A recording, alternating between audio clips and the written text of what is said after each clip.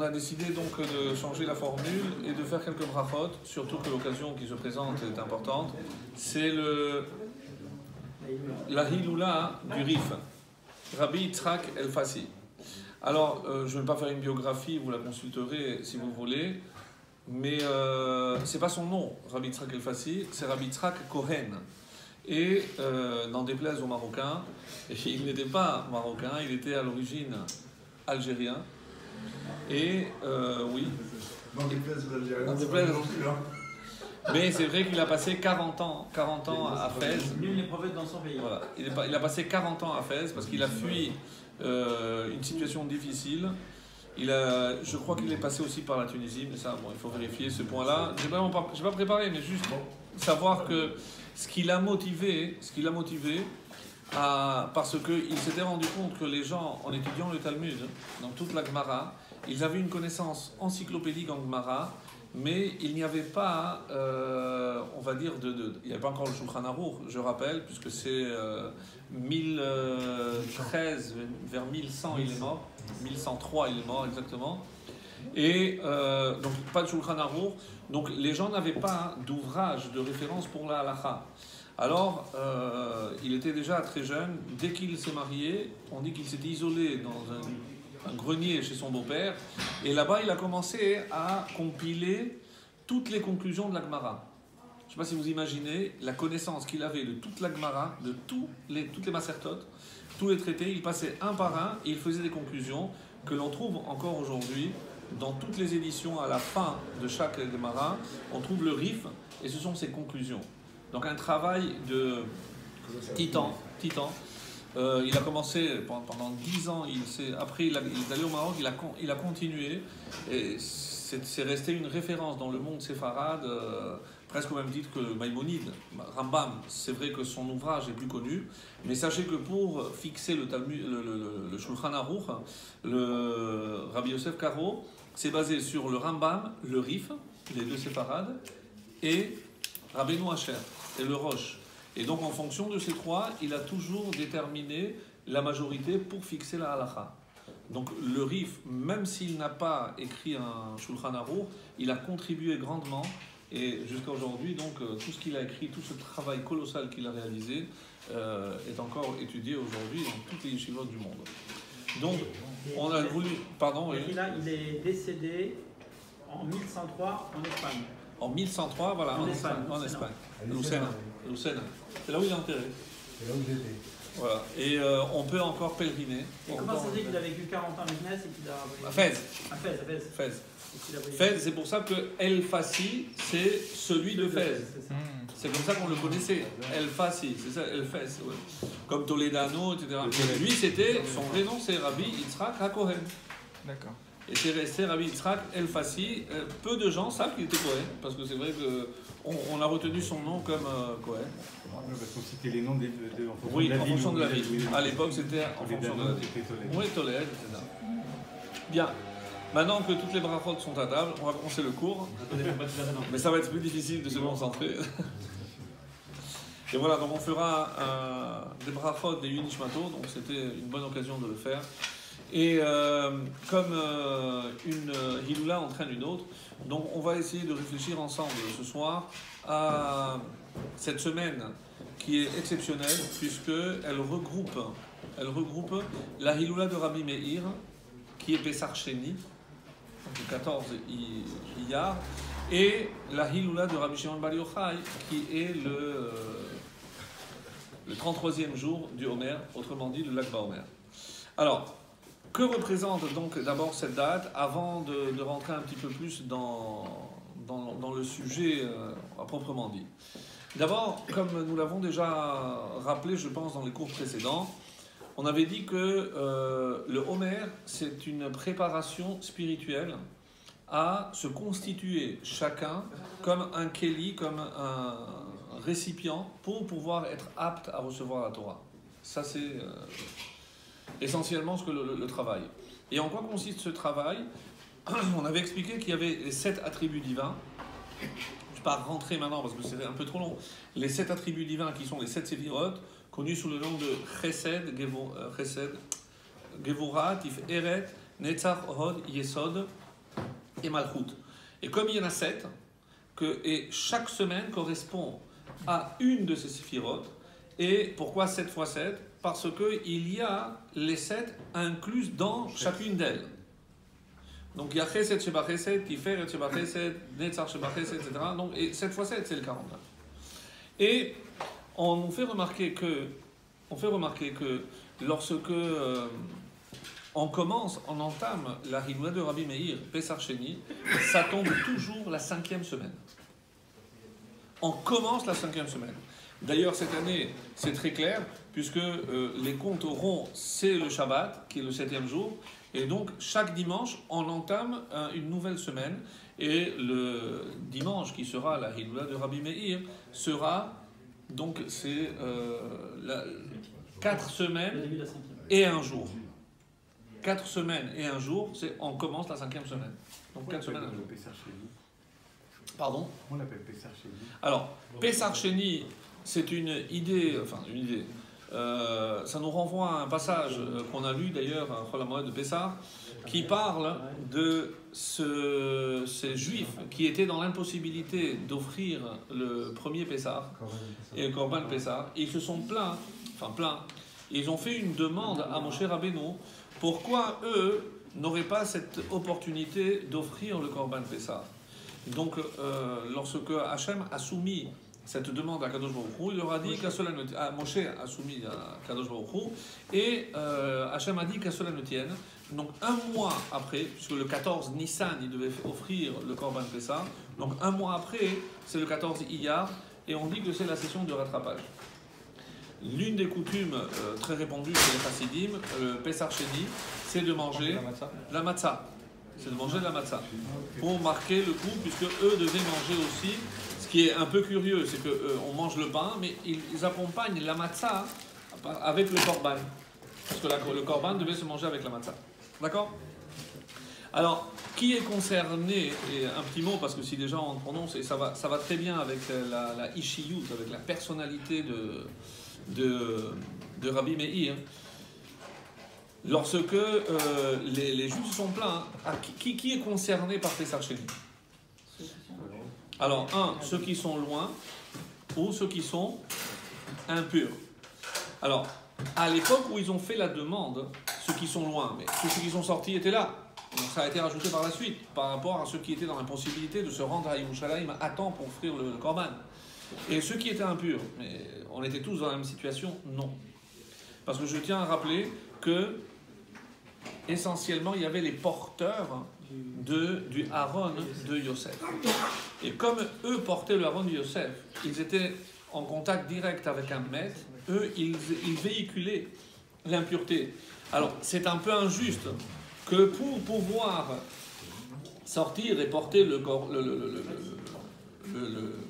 cercueil, le Aaron de Yosef, eh ben, il soit pénalisé et il n'ait pas pu apporter le Korban Pessah parce qu'il devait s'occuper exclusivement de cela. Alors, ça c'est le pshat, ce qui est marqué dans la Torah, c'est donc ceux qui sont loin ou ceux qui sont impurs, donc ceux-là sont concernés par Pessar Sheni. Que représente maintenant un peu plus dans la profondeur Pessar Sheni ? Pessar Sheni, Pessar c'est la liberté, c'est la rédemption, c'est la délivrance. Et qu'est-ce que ça veut dire Pessar Sheni ? Pessar Sheni, c'est l'opportunité qui est offerte comme une session de rattrapage. Ceux qui sont loin et ceux qui sont impurs. C'est ceux qui sont loin d'Hachem ou ceux qui sont loin Alors, dans le pshat de la Torah, ceux qui sont loin géographiquement.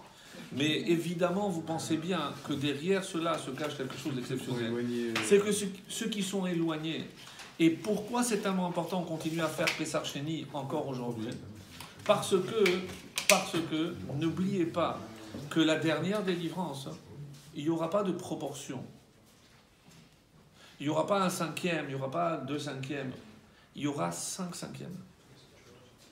Donc, cette idée de Pessar Sheni, finalement, incombe tout un chacun. Pourquoi ? Pour bien nous faire comprendre que pour la dernière délivrance, il n'y aura personne qui restera en exil. La dernière délivrance touchera et concernera tous les Juifs. Même ceux qui sont loin, c'est-à-dire ceux qui sont loin. Ceux qui sont loin, c'est qu'ils sont tellement loin de la pratique, tellement loin du judaïsme, tellement loin qu'on se demande, même eux, même ceux-là. Et impur, quoi. Après tout ce que j'ai fait, quelqu'un qui a vécu toute sa vie avec une non-juive, allez non, c'est en état d'impureté continuelle. Alors comment imaginer que lui aussi aura une possibilité? Oui. Même celui qui est impur. Même celui qui est né d'une relation impure et qui restera plus impur. Donc tout le monde, même les cas extrêmes. Et ça, c'est un peu, on l'apprend aussi de Rabbi Meir. Je rappelle cette histoire de Rabbi Meir avec son épouse, Brouria. On dit que Rabbi Meir, il a déménagé, il a changé de quartier. Parce qu'il y avait le tram qui passait devant chez lui, ça avait trop de bruit, donc il a déménagé. Et il a choisi un quartier qui n'était pas, comme on dit aujourd'hui en Israël, mitrared. Donc il n'y avait pas que des Haridim. Il y avait aussi des Juifs un peu loin, des Russes et autres. Et eux, le Shabbat, ils ne travaillaient pas, ils faisaient des grillades. Et il s'est énervé. Et un jour, sa femme est passée et a entendu son mari prier pour qu'il meure. Et elle s'est mise dans une colère, pas possible. Il lui a dit, comment? Tu n'as pas retenu la vraie leçon? Qu'est-ce que tu veux dire? Qu'est-ce qui a marqué dans le pasouk? Yitamu chataim ushaim odenam. On n'a pas marqué Yitamu chotim, que disparaissent les fauteurs, que disparaissent les fautes, ushaim odenam. Il n'y aura plus de reshaim. Si la faute disparaît, il n'y a plus de rachat. Alors, il a retenu cette leçon. Et donc, il a prié pour que le mal disparaisse, pour que la faute disparaisse. Et on dit que tous ses voisins sont devenus de fidèles. Il a ouvert une choule dans son quartier, ils sont tous venus. Ça, c'est Rabbi Meir. Ça, c'est Rabbi Meir avec Brouria. Assez exceptionnel. Oui, vous imaginez si on était capable. Alors, bon, aujourd'hui, vu la configuration, on va dire, je parle surtout en Eretz Israël, c'est vrai que ça va par quartier. Mais il y a cette notion exceptionnelle de mitrared. Qu'est-ce que c'est mitrared? On a déjà entendu cette expression. Haredi, c'est l'appellation d'orthodoxe. Et il y a des quartiers qui ne sont pas religieux, mais on dit mitrared. C'est en voie de orthodoxation. Donc, pourquoi? Parce que, comme les quartiers aujourd'hui très demandés sont très chers, donc la population, les jeunes religieux, s'éloignent. Donc ils vont, et petit à petit, après, donc évidemment, dès qu'il y a plusieurs familles, donc il y a un gan, donc après il y a une sina, après deux, et donc c'est mitrared, après il y a une yeshiva, après, et voilà comment, Baruch Hashem, à Yerushalayim, et même dans d'autres villes aujourd'hui, comme Ashdod et autres, on trouve des quartiers avec, même Natania, j'étais très surpris, agréablement surpris de voir qu'il y a des quartiers aussi exceptionnels. Donc, petit à petit, comme ça on voit le Mashiach à l'horizon, pointé à l'horizon, Ezrat Hashem. Donc ça c'était pour Rabbi Meir. Bon, maintenant moi je reviens à la notion de la 5e semaine. Comment expliquer que les deux sont la 5e semaine? Alors on aurait pu dire, oui, on a expliqué par rapport à Pessar Sheni. Maintenant, c'est la 5e semaine, c'est le début. Donc 4 semaines et révolues plus un jour, on rentre dans la 5e semaine. C'est ce qu'on va compter. Et donc dimanche, Rabbi Meir, jeudi, Rabbi Shimon. Et comment se fait-il que les deux sont la même semaine? Donc, tout se joue par rapport aussi à l'Akba Omer. Alors, l'Akba Omer, lorsqu'on demande pourquoi l'Akba Omer est une fête, un jour férié, on va dire, dans le sens rituel du terme, puisqu'on ne fait pas Tachanounim, comme vous le savez. Et ce qui est curieux, que d'après la halakha, en tout cas pour les Sfaradim, pour se marier, pour se couper les cheveux, etc., c'est le 34e. Donc il faut attendre le lendemain. Or, le 33e, on écoute déjà la musique, on fait tout comme si tout était déjà révolu. Alors, qu'est-ce qui explique que l'Akba Omer, le 33e jour du Omer, est un jour qui s'exprime par beaucoup de simcha? Alors, quelle est la raison principale, d'après vous? Les lois de deuil s'arrêtent. Les lois de deuil s'arrêtent, donc ça implique que c'était la fin On reprend le mariage.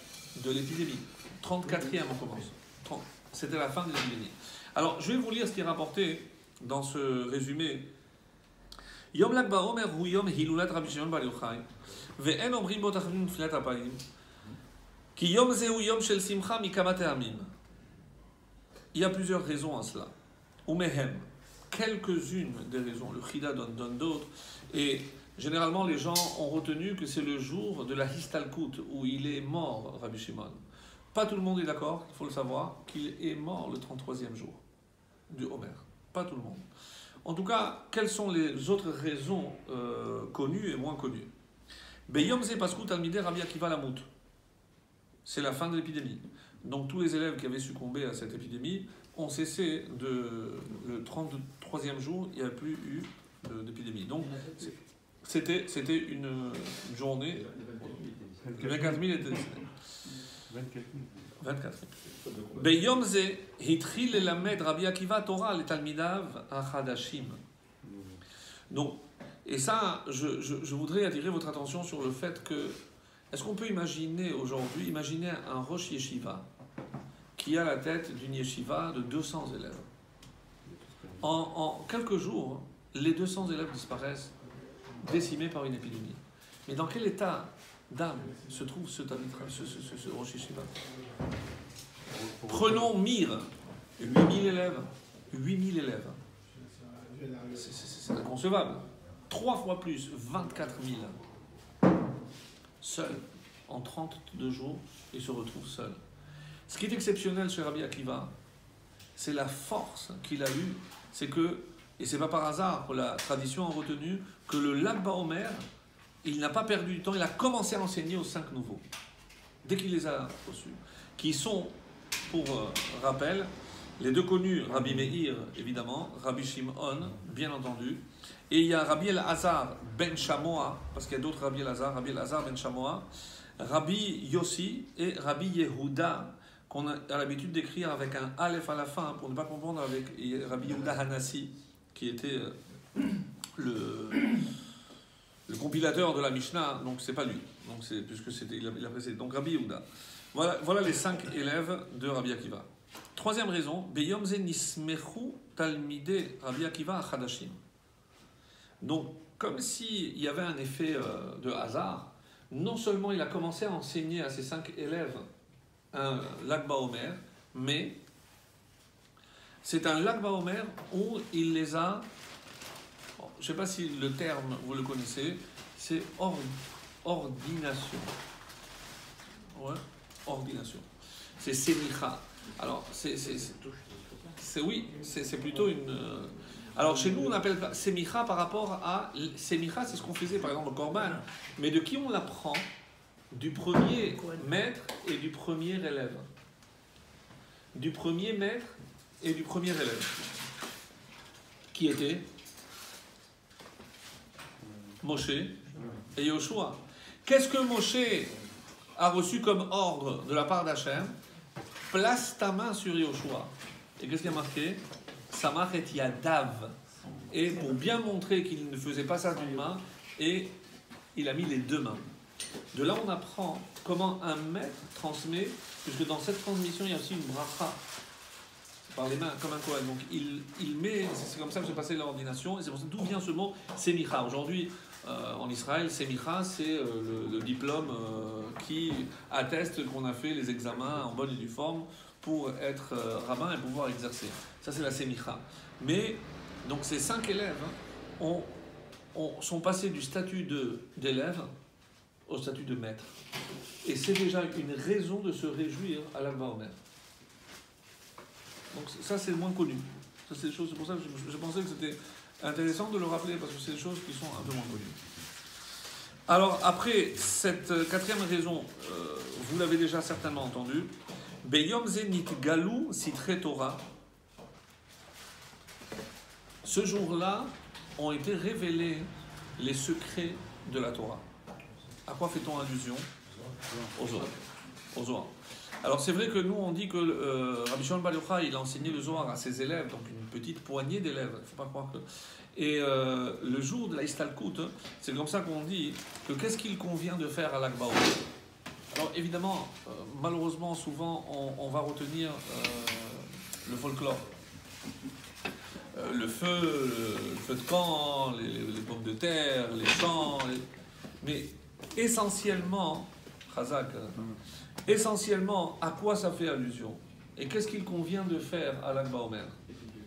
Ra'ouy venachon lilmod belel l'Akba Omer ou beyomo divrei Rabbi Shimon bar Yochai. Les enseignements, les paroles de Shimon bar Yochai. Hapezurim, que ce soit dans le chasse ou Bezohar HaKadosh. Parce que tout le monde n'a pas accès au Zohar HaKadosh, bien entendu. Et c'est pour ça que dans le chasse, Mishnah et Gemara, il y a énormément de citations en son nom, des Mishnayot et autres, ne serait-ce que déjà Pirkei Avot. Et ça va tomber cette semaine, troisième, juste avant le Shabbat, avant la Hiloula, tombe toujours. Et c'est donc le troisième Pérek. Et c'est quel Mishnah qui mentionne Rabbi Shimon? La troisième. Troisième Pérek, troisième Mishnah, 33. C'est la première fois que Rabbi Shimon est cité. Comme si c'était, encore une fois. Donc, encore une fois, il est important d'étudier le jour de l'Akba Omer, de consacrer un minimum de temps à étudier, puisque c'est vrai, faire la vente des bougies, c'est magnifique. Et si de toute façon il y a une intervention de Torah, c'est ce qui est souhaitable et souhaité, c'est toujours pour un enseignement de Rabbi Shimon bar Yochai. Et je citerai un enseignement de Rabbi Shimon bar Yochai par rapport à ce qu'on va dire par la suite aussi. V'yeshalomdim idera zuta. Et il y en a qui étudient la idera zuta. Alors idera zuta, vous la trouverez aussi dans les livres de Shavuot. C'est un passage du Zohar qui nous dit que le jour où il devait mourir, il a réuni ses élèves et il a déversé les plus grands secrets qui aient jamais été révélés. À tel point que dans l'introduction de la Idera Zuta, on dit que toutes les âmes des Chachamim qui avaient vécu avant Rabbi Shimon bar Yochai, lorsqu'ils ont su que Rabbi Shimon bar Yochai s'apprêtait à révéler tous les secrets, ils sont descendus pour écouter ça. C'est exceptionnel. Comme c'est marqué, je vous le dis, Keshekol tzadike marla ne'esfu beveto, ils se sont tous réunis, sont tous descendus, lishmoa motza piv, pour écouter tout ce qui allait sortir de sa bouche. Et alors, il y a aussi une bakasha de Rabbi Shimon bar Yochai avant de quitter ce monde, et c'était l'Akba Omer, d'après la tradition. Il a dit la phrase suivante: Banaï, chez nous, midotai. Mes enfants, chez nous, enseignez, étudiez, midotai. Midotai, ça peut être compris comme mes comportements, ça peut être mes traits de caractère, ou mes enseignements, ou l'ensemble. Puisque qu'est-ce qui détermine un homme? Ce sont ses midot. En tout cas pour un tzaddik. Comme on parle des midot d'Hachem, des attributs d'Hachem, on parle aussi. Ve'anu osim retzono shel tzaddik, et on est obligé d'accomplir la volonté d'un tzaddik. Ve'gormim lo nachatroa, et ça lui apporte une sérénité exceptionnelle. Ou bisrarzo, et par ce mérite-là, anu mevakshim imenu shi'amod kemelitz lema'ala la'asot retzonenu. Amen. Donc parce que nous on accomplit sa volonté, lui il s'engage à ce que intercéder en notre faveur là-haut pour que notre volonté soit accomplie. Donc ça vaut le coup d'essayer, puisque avec un avocat de cette envergure, je pense que si on a un jour où il peut intervenir gratuitement, on va dire, c'est vraiment exceptionnel. Exceptionnel donc pour le faire.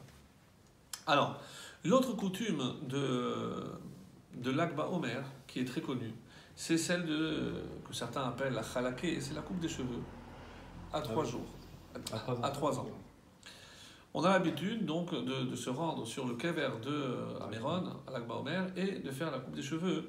Alors, ce que les gens, des fois, oublient, c'est que la mitzvah, c'est pas couper les cheveux. La mitzvah, c'est laisser les péotes. Les péotes, je rappelle que c'est des coins.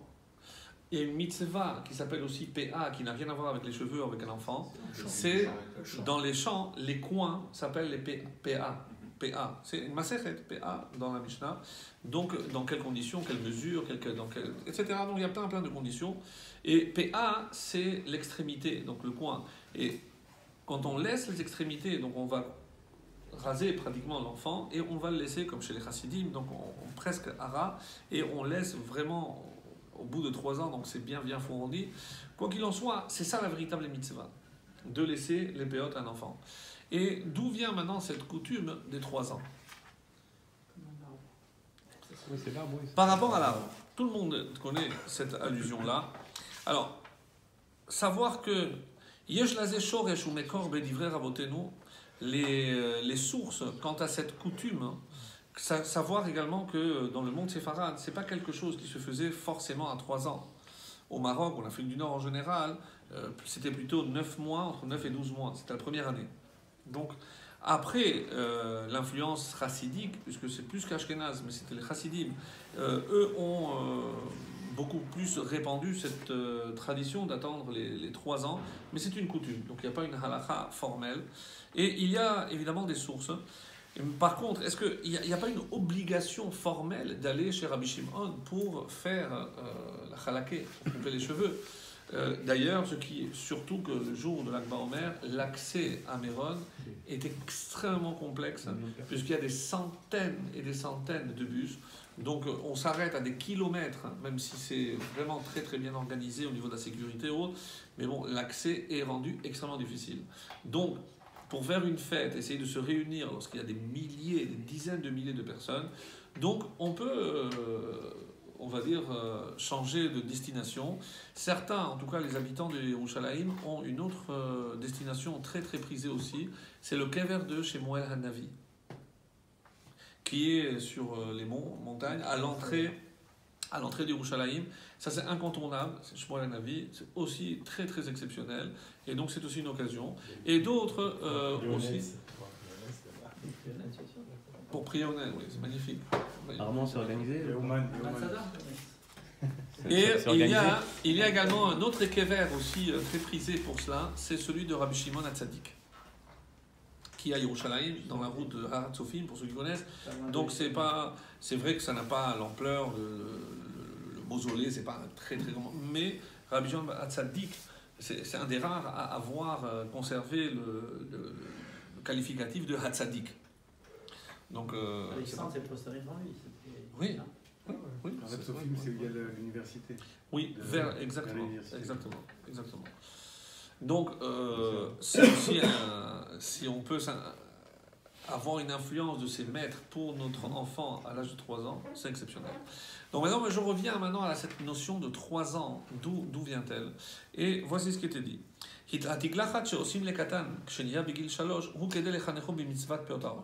Faut pas oublier, l'objectif, c'est pour l'initier à la mitzvah des peot, essentiellement. Et on fait ça, évidemment, betov ou bechinol, c'est-à-dire avec des instruments, c'est une occasion de se réjouir.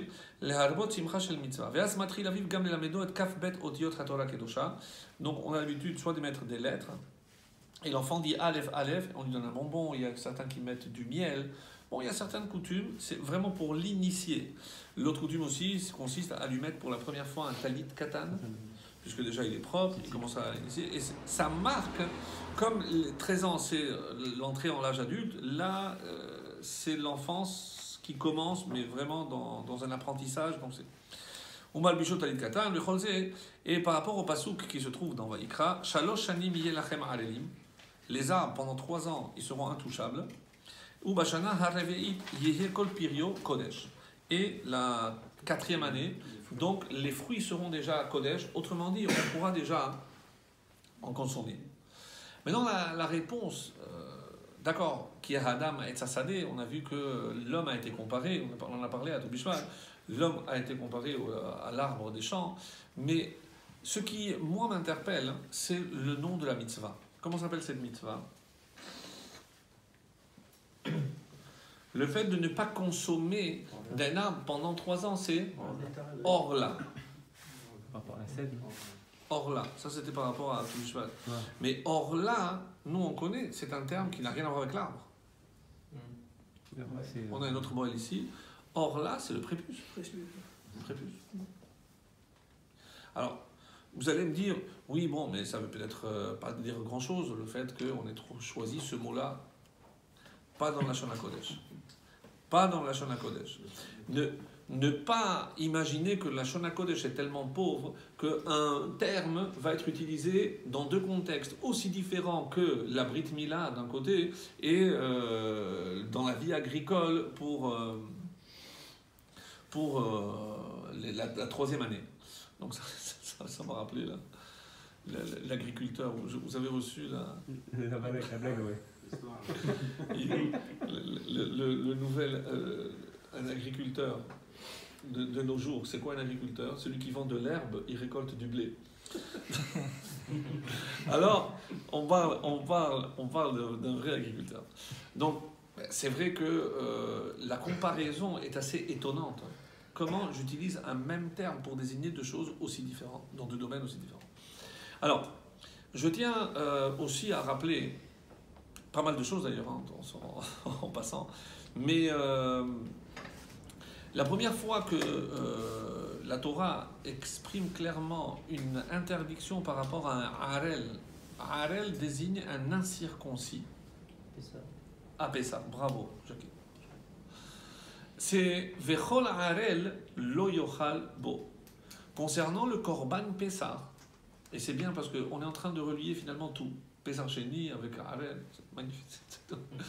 Donc, pour le titre, je ne sais pas comment il va s'en sortir. En sortant du cours, chaque fois, je me dis comment il va faire le pauvre. Alors, le korban Pessah, qui était fait à la sortie d'Égypte, devait être consommé, mais à une condition, c'est qu'il fallait être circoncis. Donc c'est curieux, c'est que c'est le mérite de ces deux, c'est pour ça qu'il y a marqué Bedamaïr Chayi, Bedamaïr Chayi, ce qu'on fait encore aujourd'hui, le texte qu'on lit lorsqu'on fait la Brit Mila. Pourquoi deux fois? Parce qu'il y avait le sang du Korban Pessah et le sang de la Brit Mila. Et les deux sont liés, bon, pour d'autres raisons très profondes, mais on nous fait remarquer que les deux, ou plutôt le non-accomplissement de ces deux mitzvot, qui sont positifs, je dois offrir un korban, je dois me circoncire. Si je ne le fais pas, karet. Les deux seuls mitzvot positives que quand je ne les fais pas, parce que normalement karet, c'est pour les interdits. Interdits. Bon. Mais dans deux mitzvot positives, c'est-à-dire deux mitzvot que je dois faire, que si jamais je ne le fais pas, c'est karet exceptionnel, il n'y a pas d'autre. Et les deux sont reliés par cet événement. Donc, je rajoute toujours, quand je rappelle ce point-là, c'est que de là vient l'idée que on ne peut manger le korban Pessah que si on est circoncis. C'est-à-dire qu'un goy ne peut pas avoir accès. De là, les gens disent, ah, de là, donc, pour le Seder, où on était censé manger le korban Pessah, mais qu'aujourd'hui, évidemment, nous n'avons pas, hélas, donc il ne faut pas qu'il y ait un non-juif à table du Seder parce qu'il est harel. Alors, que les choses soient claires. Et pour que... d'abord, aujourd'hui, il n'y a pas Korban Pessah. Ça n'a strictement rien à voir à la consommation que nous avons, même si c'est le Seder, il y a quelque chose d'important. Mais il y a quelque chose de beaucoup plus grave, hein, ou un jour plus grave, pour avoir un non-juif à table, c'est le Shabbat. Odehi beni ubenechem. C'est un signe entre vous et moi. C'est pour ça que les gens font tout un plat, le nombre de questions, oui, mais parce que à Pessah, comment je vais faire? Je dis, bien, pas de problème. Ah bon? Mais non. Évitez qu'il touche le vin, qu'il ait sa propre coupe ou mettez-lui du jus de raisin, et c'est tout. C'est pas... Mais Shabbat, d'ailleurs, c'est curieux parce que le goy, il a les 7 lois noachides.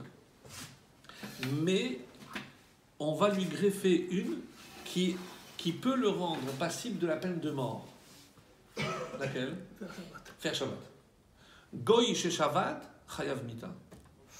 Un goy qui fait Shabbat dit, ah, moi j'adore les juifs, chayav mita. Ah, vous allez me dire, mais comment on fait si on est en conversion? Ben, c'est la première chose qu'on va lui dire. Il faut impérativement transgresser le Shabbat. Et je ne vous dis pas, lorsque quelqu'un est investi, qui avance dans la pratique, etc., allumer le feu ou allumer une allumette, il meurt. Il faut le faire. Il faut le faire. Il faut le faire. Il est obligé. C'est la seule une seule. Non, une. Il fait ce qu'il veut. Les feux absolument ou allumés? Feu ou la lumière. Ah oui, quelque chose de grave. Ouais. Quelque chose de la Torah. S'il peut prendre l'ascension aussi. Quelque chose de la Torah. Pas, il va prendre, au lieu de mettre la ceinture de Shabbat, il va mettre Ça, c'est Otsara, oui, mais bon, on va pas entrer dans les détails maintenant si c'est Reshut Arabim ou pas. Mais il faut faire quelque chose de sûr, Trop déplacé. de vrai, de grave, quelque chose de grave. Donc, je reviens donc à Pessa, à la Mila. Donc, dans ce contexte-là, on voit qu'il y a un lien qui a été fait entre les deux. Et là-bas, on utilise le mot arel pour désigner un incirconcis. Ce qui va d'ailleurs donner, comme arelim, c'est aussi un autre synonyme de goïm. Mais, qu'à Dieu ne plaise, imaginez qu'on a un juif de mère juive qui n'est pas circoncis. Donc c'est pour ça qu'on évite d'utiliser le mot arel, parce qu'aujourd'hui, et vu le contexte, beaucoup, vous allez me dire oui, mais c'est une mitzvah quand même qui est répandue, même lorsque c'est vrai. Mais lorsque un père s'est opposé, lorsque on a voulu cacher, etc. Bon, des raisons, il n'en manque pas malheureusement, mais c'est très grave. Et je vais expliquer pourquoi. Et à la question, est-ce que quelqu'un qui n'est pas circoncis peut monter la Torah? Donc c'est pas aussi évident que ça, parce que... aussi pour maladie ou pour des choses. Enfin, aujourd'hui, c'est plus facile, mais... Oui, alors si c'est une question de malformation, évidemment, je ne parle pas de ce cas-là. Oui, le premier qui a eu la possibilité de choisir s'il voulait la Mila ou pas, Esav. Non, Abraham, Dieu lui a dit, tu fais. Il n'a pas dit, est-ce que tu veux faire? Ishmaël, il a fait. Oui, mais il avait la possibilité de choisir, non? Il était 13 ans, bon, mais son père ne lui a pas posé, on ne voit pas qu'il lui ait posé clairement la question, il a dit, toi et toute ta maisonnée. Bon, même les serviteurs, même tout le monde y est passé. Moshe, il est né circoncis. Oui, exactement. Et Adam C'est pour ça qu'on dit qu'il y avait Adam Arishon aussi. aussi. Ce qui est curieux, donc Esav, quand il est né, il était tellement rouge. C'est que on a eu peur qu'il ait une maladie du sang. Donc du coup, ils ont décidé de ne pas lui faire la Mila. Lorsqu'ils ont vu qu'à 13 ans, il avait grandi, qu'il restait rouge, ils ont compris que c'était sa nature, l'épiderme ou autre. Donc ils lui ont dit, écoute, on va te faire la Mila. Il a dit, maintenant je ne fais pas. 13 ans. Je ne pas. Donc Esav a volontairement, et là il a cassé quelque chose. Là, véritablement, là, la rupture avec son frère Yaakov, c'est à ce moment-là. Et je vais expliquer encore mieux par rapport à ce que la Mila veut dire. Et tout ça pour comprendre la notion de Orla. Et après, on reviendra à la 5e semaine. Donc, je sais pas quoi faire. Alors, je reviens à la faute de Adam Arishon. Lorsque il y a 3 protagonistes, Adam, Chava et le Nachash. Après la faute, les 3 ont pris pour leur grade. Je commence par la femme, parce qu'on est poli et on est galant. La femme, elle va voir un tikkun à faire dans tout ce qui touche au don de la vie. La naissance, la grossesse, l'accouchement, et même au-delà, puisque tous les mois, les menstruations, tous les mois, elle a un rappel de ce don de vie qui n'aboutira pas et dont le corps va se défaire, donc avec cette notion d'impureté qui évidemment est liée ici à la mort, puisque c'est par rapport à ça, et c'est pour ça les 7 Nekiyim, les 7 jours, comme 7 jours pour le deuil, etc. Bon, il y a des choses extraordinaires. Donc, tout ce qui donne la vie, elle doit faire un tikkun. L'homme, c'est par rapport à ce que l'homme doit faire pour le maintien de la vie. Qu'est-ce qu'on doit faire pour se maintenir en vie? Manger. Si je travaille, c'est pour avoir de l'argent, c'est pour manger. Donc tout ce qui touche maintenant la nourriture et la parnassa, donc c'est la vie sous une autre forme. La femme, c'est le don de la vie. L'homme, c'est le maintien de la vie. C'est curieux parce que on le présente rarement de cette façon-là. Ouais. Donc les deux se complètent dans le tikkun. Et enfin le nachash. Le nachash, on a du mal à comprendre, sauf qu'on a déjà vu cette notion-là, où non seulement maintenant Dieu va lui permettre de manger à même le sol, mais il va ramper pour qu'il n'ait même pas à se déranger pour chercher sa pitance. Il mangera tout ce qu'il y a par terre. En quoi, et c'est le seul qui a reçu Arour Ata, le seul qui a été vraiment maudit, c'est lui. Alors, que veut dire la notion de malédiction? Et c'est pour ça que c'est important de comprendre. La malédiction, c'est que Hachem a coupé les ponts avec le serpent. Voilà, je te donne ma carte bleue, ne me dérange plus. Prends ce que tu veux. C'est le pire des cadeaux que l'on peut faire, qu'un père peut faire à un enfant. Si lui donner sa carte bleue, il lui dit ne m'appelle pas, dépense ce que tu veux. Ah, c'est un abandon. C'est un désintérêt. Exactement. C'est un abandon. C'est un abandon. Donc, Hachem a coupé les ponts. On va le dire autrement, Hachem s'est déconnecté entièrement avec le serpent.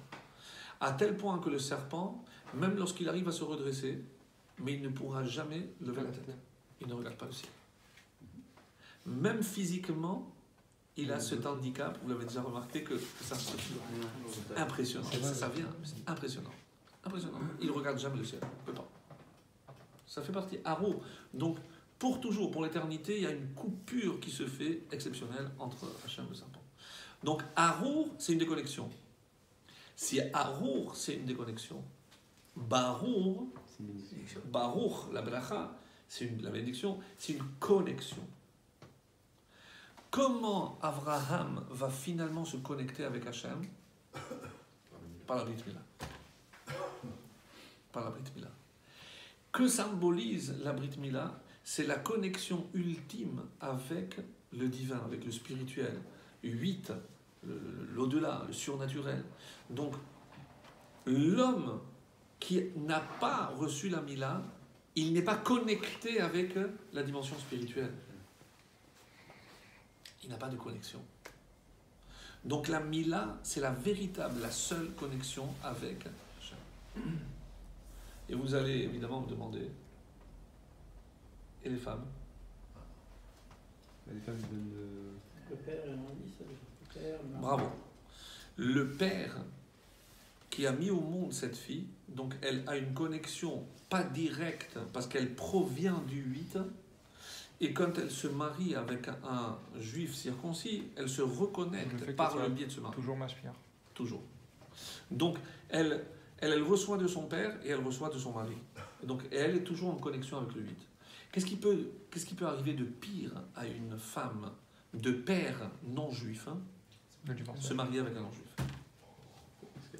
Elle est complètement, elle reste déconnectée.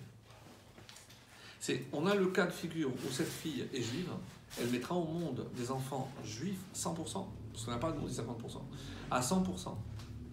Mais elle est déconnectée, donc son fils sera forcément déconnecté. Il n'y a pas de... Et si elle le circoncis? Alors, comment on peut rattraper? Elle doit le circoncire, oui.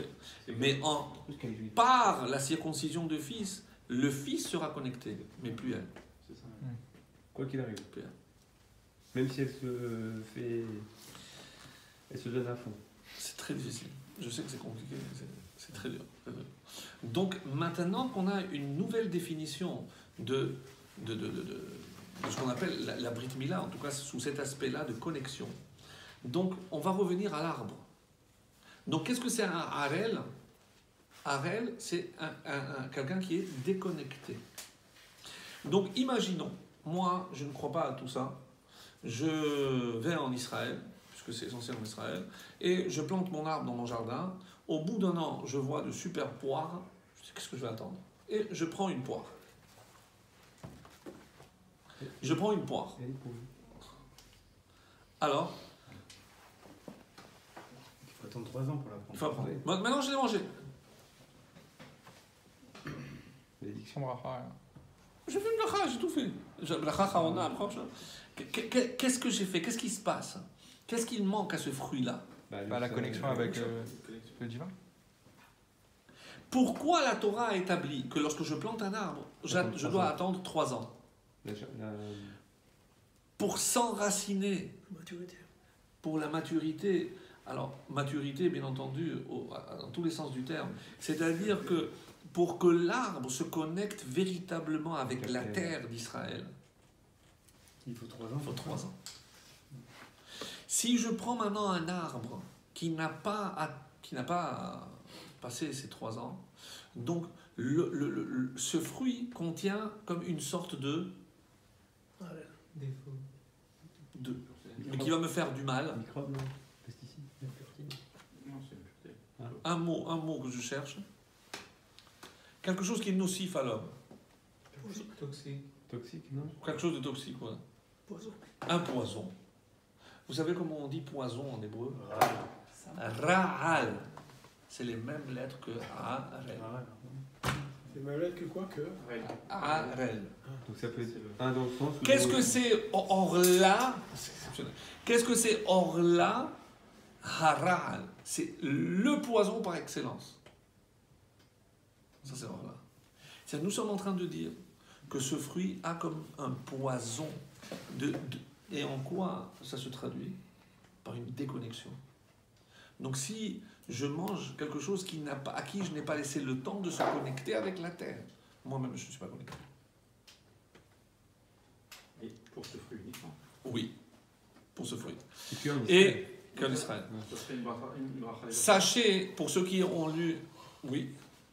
On va le faire ici pour les Non. 3 ans Non. C'est quand Israël? Non. Sachez, lorsque vous avez lu le début du livre de Yoshua, dans le livre de Yoshua, on parle de la conquête, d'abord la guerre qui a duré 7 ans. 7 ans de conquête. Et après, on est passé à la répartition de la terre entre tribus, qui a duré aussi 7 ans. Ça paraît énorme, 7 ans. Comment s'est faite la répartition de la terre d'Israël par tribu? On a séparé d'abord tous les territoires, parce que qui détermine la limite de telle ou telle tribu? C'est extrêmement complexe. Extrêmement complexe. Et donc, après, il y a un tirage au sort, et chaque tribu lui a été attribuée telle ou telle partie. Qu'est-ce que c'est ce tirage au sort? C'est que chaque tribu a une connexion particulière avec cette partie de la terre d'Israël. Donc, vous comprenez qu'un juif en dehors d'Israël, c'est comme un arbre déraciné.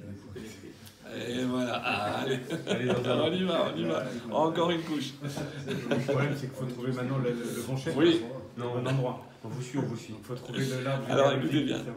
Est-ce que, je pense que c'est dans les parachiotes, non. Il y a marqué une série de Harour. Donc, parmi ceux qui sont maudits dans la Torah, il y a celui Harour Mesig Gvul Recha. Qu'est-ce que c'est? Pendant la nuit, nous on a un terrain limitrophe et on a une barrière. Donc lui c'est son terrain. Si moi la nuit, qu'est-ce que je fais? Je me lève et je me dis bon, je vais grappiller quelque chose. Je pousse ma barrière et on me dit Harour. Quelqu'un qui fait ça, il est maudit. Chez moi, attendez, moi je veux bien que c'est du vol, mais on n'a jamais maudit un voleur. Parce que qu'est-ce que je suis en train de faire? Je lui vole. Mais voler, c'est déjà interdit. Donc pourquoi la Torah rajoute ici comme une sorte de malédiction? Mais on a dit, qu'est-ce que c'est la malédiction? C'est se déconnecter de Hachem. Bravo. Parce que si lui a sa barrière ici, ça veut dire que lui, sa connexion avec la terre, c'est là. Si maintenant je pousse, de quoi je le prive? C'est pas les quelques mètres carrés que je lui ai volés, c'est de sa connexion avec la terre pour servir Dieu. Donc toi, par ce geste, tu as voulu te déconnecter avec Dieu. Moi, je te maudis, ça veut dire moi, je me déconnecte avec toi. Très grave. Vraiment très grave. Parce que c'est pas un simple mot Harour comme on lance aujourd'hui. Non, c'est très pesé, c'est très profond. Et ça va nous permettre de faire la transition avec la 5e semaine. Avec les Palestiniens, alors qu'ils nous prennent des... Comment ça se passe? Ils sont maudits déjà. Connexion avec la terre. Hein? Pour les Palestiniens. Ça fait qu'il faut Im bechukotai telechu vet mitzvotai tishmoru. On verra lorsque... C'est dans Devarim, donc c'est pas tout de suite. Harour mesig gevul re'eh. Harour, c'est une malédiction, dommage. Alors, il y a marqué, c'est une garantie de la Torah, que lorsque on suit les chemins de la Torah, Cherev lo yavo be'artechem. Il n'y aura pas un glaive. Personne ne pourra nous toucher. Personne ne peut nous toucher. C'est une garantie, c'est une promesse que Dieu a faite. Donc, si on nous attaque ou on nous fait du mal, c'est parce que il y a une condition à cela. Alors, on arrive donc à la 5e semaine.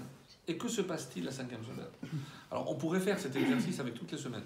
Mais bon, ce serait effectivement trop long. Et la 5e semaine correspond donc à la 5e séphira. Si on compte dans l'ordre, donc Chesed, je l'ai traduit, mais plus que traduire, pour bien comprendre, c'est la bonté, générosité, c'est le don. Gevura, c'est la rigueur, c'est la dureté. Tif Eret, c'est Yaakov Avinu, c'est le Emet, c'est l'harmonie, l'équilibre. Netzach, Moshe Rabbeinu, c'est la détermination, c'est Nitzachon, c'est la victoire et c'est l'éternité.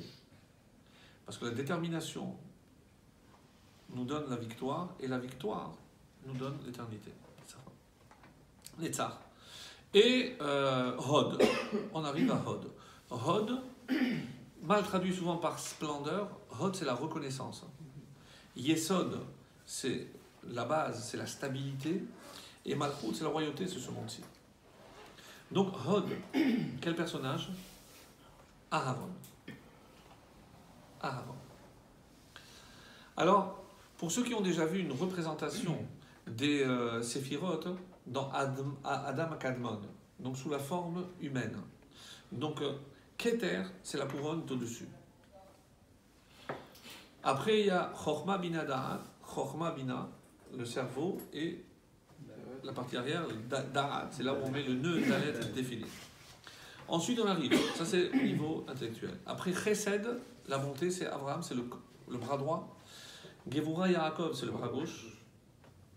Évidemment, c'est ce qu'on fait tous les matins. Abraham a attaché Yitzhak. Notre bras droit attache le bras gauche de Philine. Yaakov, c'est le cœur, c'est le centre du corps. Le tronc. Yaakov, puisque c'est le tronc, de là vont sortir évidemment toutes les tribus. Ensuite, Netzach et Hod, ce sont les deux jambes, droite et gauche. Netzach, Moshe à droite, gauche, Hod à gauche. Yesod, c'est la Brit Mila, Yosef, et la terre qui supporte l'homme, c'est David, Malchut. Donc, c'est les deux jambes, Netzach et Hod. La jambe nous envoie à un épisode que vous connaissez parfaitement, c'est Yaakov. Lorsque Yaakov a lutté contre le malheur, l'ange de Esav, on dit qu'il l'a déboîté, il a provoqué une luxure. Luxation, bravo, j'attendais. Non, j'attendais la réaction. J'attendais la réaction. Donc, il a eu la jambe abîmée, ce qui a fait d'ailleurs qu'il a boité. Il a boité. C'est la conséquence. Qu'est-ce qui se passe? Que dans le récit biblique, on a remarqué que c'est pendant la nuit qu'ils se battent, et à l'approche du matin, l'ange lui dit, et c'est à ce moment-là qu'il l'a blessé. Nous savons que la nuit, les ténèbres, souvent sont non, mais c'est aussi une image, une métaphore pour l'exil. C'est-à-dire que si je considère que la nuit c'est l'exil et que l'ange de Esav a fait du mal à Yaakov à l'approche, à la fin de la nuit, ça veut dire à la fin de l'exil, c'est là où on va souffrir, on va boiter. On parle du nerf sciatique. Alors c'est le nerf qui traverse la hanche. Alors est-ce qu'il a déboîté? Est-ce que c'est une luxation? Peu importe. Mais une explication qui est la plus classique, c'est dire que ce nerf se culmine avec l'organe reproducteur de l'homme, la Brit Mila. Et en quoi je dis que à la fin des temps, ça va constituer une faiblesse qui va faire que Yaakov va boiter? On dit parce que les fautes de Ham Israël seront par cet organe. Tout ce qu'on appelle aujourd'hui les mariages mixtes, mais le vrai terme, parce que mixte c'est homme et femme, bon, heureusement. Donc aujourd'hui c'est vrai qu'il faut bien préciser. Interdit.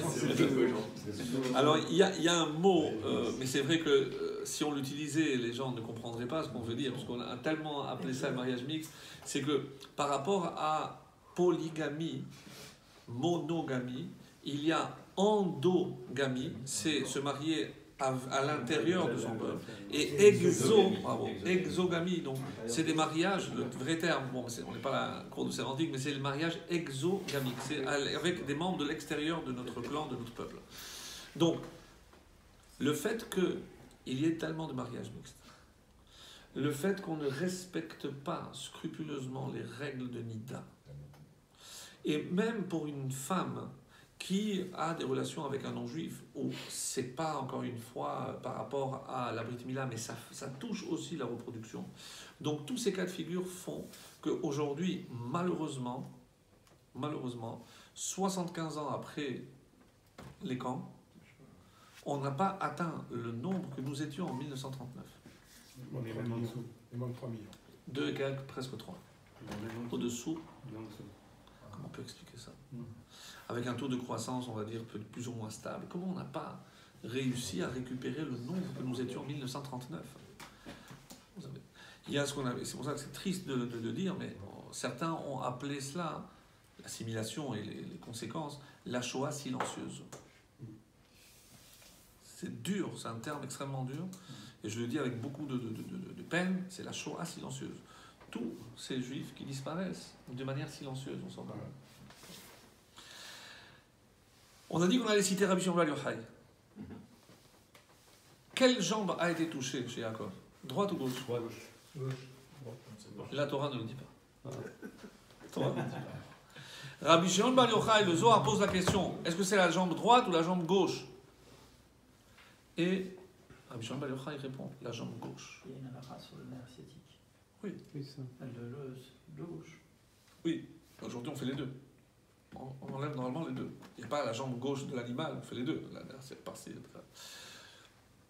Mais nous on cherche la métaphore, le symbole. Qu'est-ce que ça veut dire qu'il a été touché à la jambe gauche quand on sait que la jambe gauche c'est Hod?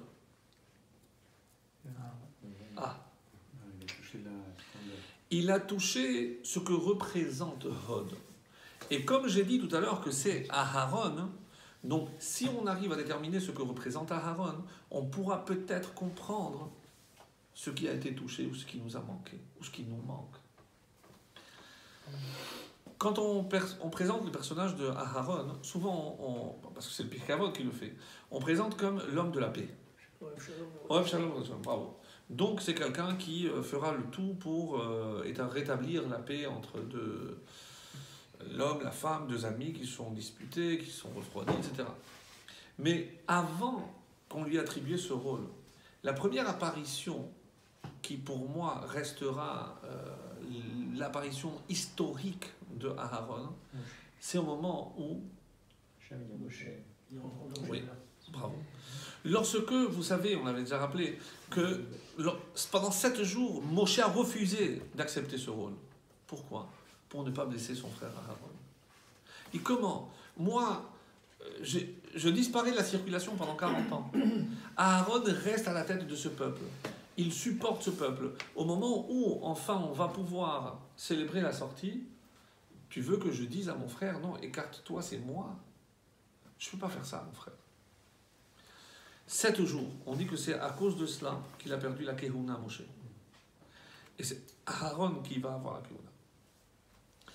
Dieu lui dit, regarde, ton frère vient vers toi. Vera acha, vesamach libo. Non seulement il va rien ressentir, mais il va se réjouir. Sincèrement, si on vous dit, vous attendiez un poste, on vous dit, vous savez, c'est lui qui a eu le poste. Alors, soyons sincères, se réjouir que l'autre a gagné 138 millions à l'euro million, je suis très gentil, mais bon, la vérité, mais se réjouir pour l'autre, c'est un peu exagéré. C'est exagéré. Il faut être honnête avec ça. C'est son frère. Donc, là, ici, c'est son frère. Et même avec son frère, si, il n'y a pas eu des disputes entre frères, des frères qui ne se parlent plus, c'est des frères. Vous croyez que ça change quelque chose? Il n'y a que ça. C'est pire une dispute entre frères qu'entre deux amis. C'est plus dur de réconcilier deux frères que deux amis. Bravo. Réconcilier deux amis, on peut toujours tenter, on peut toujours réussir.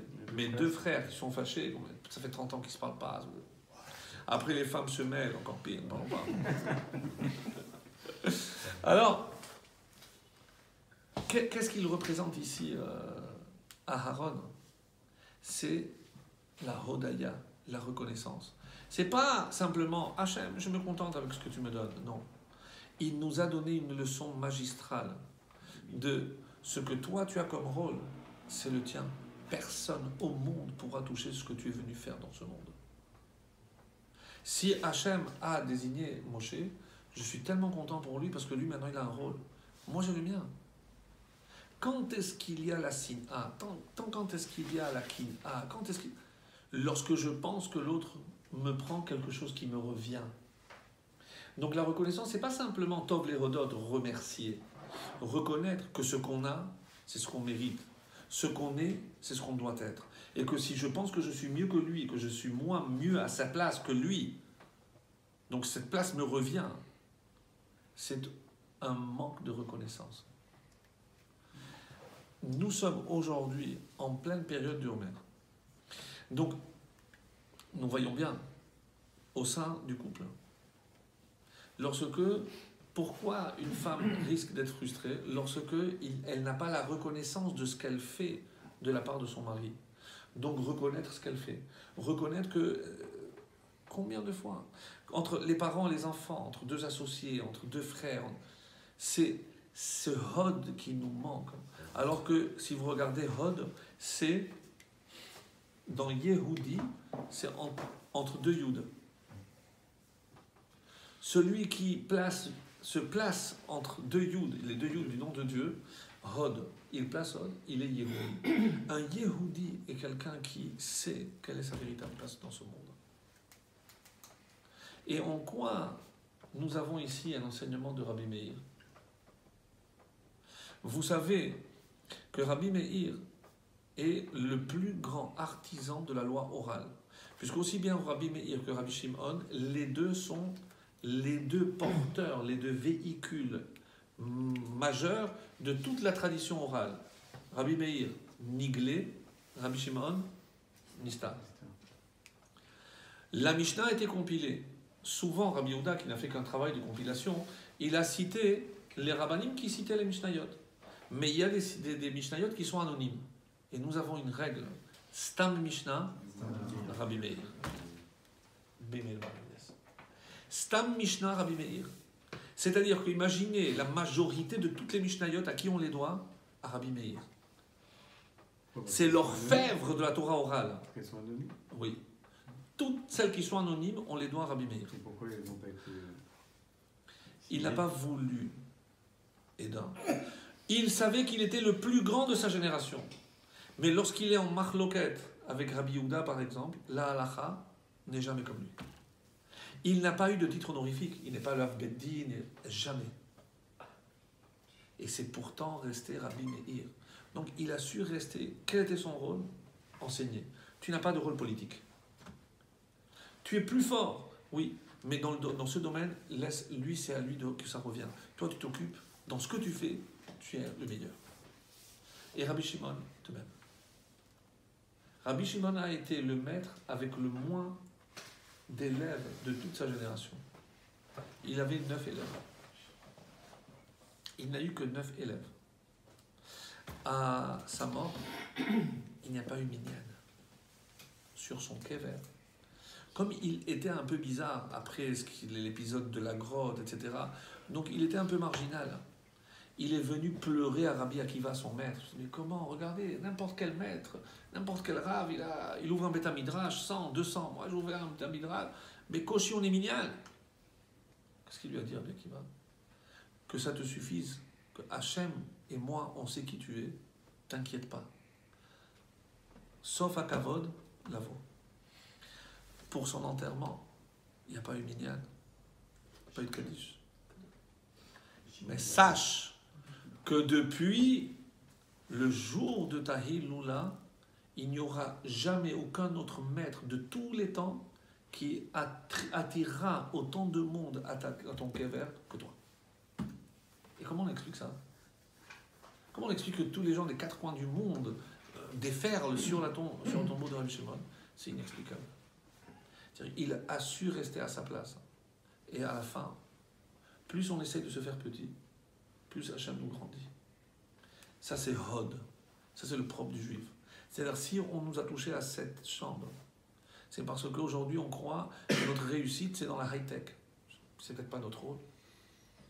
On est fiers, c'est sûr. Mais le fait qu'on ne sache pas quel est notre véritable rôle et qu'on reste à notre rôle, est-ce cela qui attire peut-être la haine des non-juifs, des autres nations? Comment expliquer cette condamnation systématique à l'ONU de tout, comme s'il n'avait rien, aucune préoccupation, la Syrie, rien, que ce qui se passe en Israël? Malheur à un soldat si une balle perdue touche un Palestinien. C'est la révolution, c'est la Troisième Guerre mondiale. Mais 2000 qui meurent à Domo, ça. Donc, ça c'est Hod, ça c'est... Donc, et qu'est-ce qui attire? Pourquoi on a retenu, je termine avec ça, de Aharon, le shalom? Parce qu'on dit Ose shalom bim romav, celui qui fait la paix dans les hauteurs. C'est où les hauteurs? Entre les malachim. Ils se battent, ils se disputent. Qu'est-ce que c'est ce shalom bim romav? Pourquoi il y a le shalom au niveau des malachim? Parce que chaque malach a son rôle. Et c'est ça l'harmonie, le shalom. Le shalom, c'est ce qui est shalem. C'est lorsque chacun joue son rôle. Ça, c'est l'harmonie parfaite, ça c'est le shalom. Rouya, c'est shalom. Allez-nous. Donc, qu'on s'inspire de cette harmonie pour que nous aussi, lorsque chacun retrouvera son rôle et sa place, eh bien, on ait le vrai shalom sur terre.